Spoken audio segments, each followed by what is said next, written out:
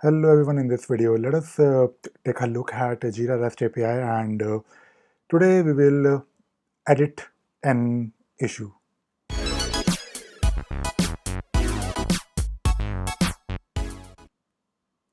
So we have been doing a lot of things with Jira REST API. In the previous video we learned how to fetch the issue, and once you fetch the issue, you also, of course, want to make changes to it. So using REST API, you can definitely make a change. But when you are updating an issue, when you are editing an issue, you have to use put method. Uh, so in the previous video, in the previous two videos, we discussed how to fetch an issue and how to create an issue. For fetching an issue, you will be using get method. For creating an issue, you will be using post. But for editing, you will be using put.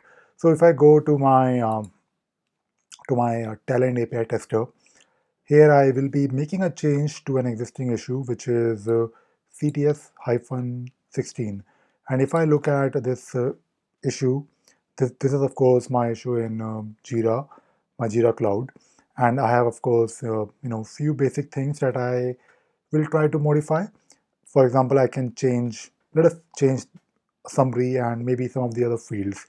So if you're trying to learn how to do it, you can of course come back to the documentation, and you can of course read about these things. But important part is the method here, which is put, then the REST endpoint, which is REST API 3/issue, and in the end you have to use the issue key or issue ID. So we will be using issue key, and my method is of course put. So if I look at the JSON file that we have to basically pass, it has of course different things that you can do. I mean, it is quite obvious if you look at this JSON file. So if you have to modify, let us say, a specific field, you can use something like this. Maybe you can update. So basically you have to specify that you're updating summary or component or maybe labels. So if you have to do the same thing, you can just copy it. Let us say if you want to update summary, you can copy this particular section and go back to your Talend API, um, tester, and I will be making a change to CTS-16, and I will pass my body, my JSON file, which of course you can copy, but make sure it is in the right format. So right now, let us just do a simple thing. Let us update the summary.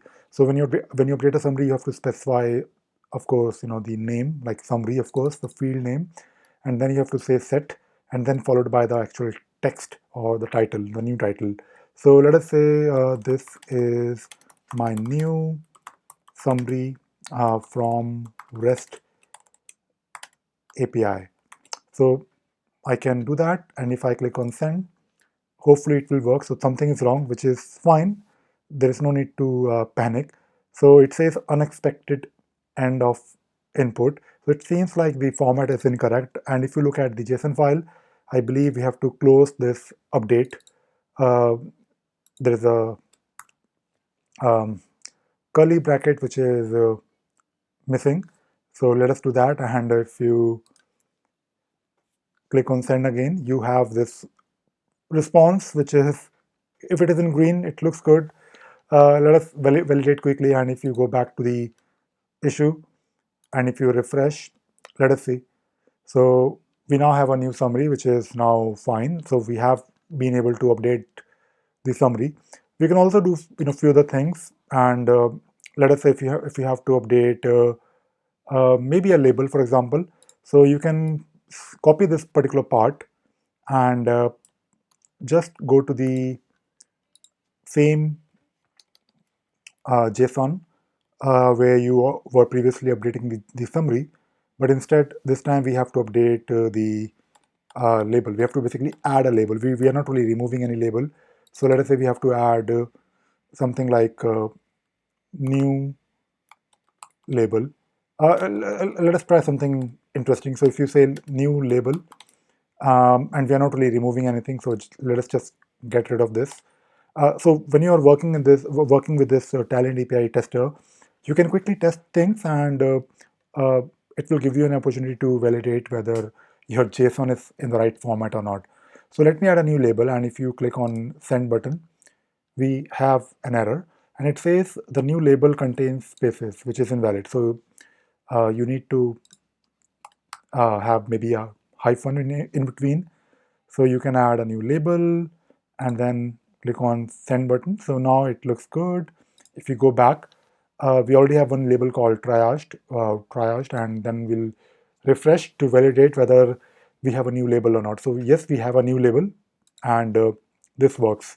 So using the same method, you can of course take a look at other fields. You can also update custom fields if you want, and this particular page will give you different examples to basically test this particular endpoint when you have to update or make a change to your issue.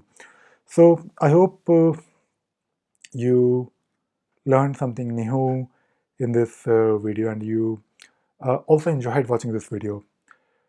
In the next few videos, we will continue looking at different endpoints that can actually make your life a lot easier when you have to do something programmatically with Jira. And pretty soon I'll be making videos on basically writing code in Groovy in my Mastering Groovy playlist, where I will also share code, and I will also explain how to basically use Groovy to call or to consume these REST endpoints. So do let me know if you have any feedback or if you want me to cover any specific topic. And thank you very much.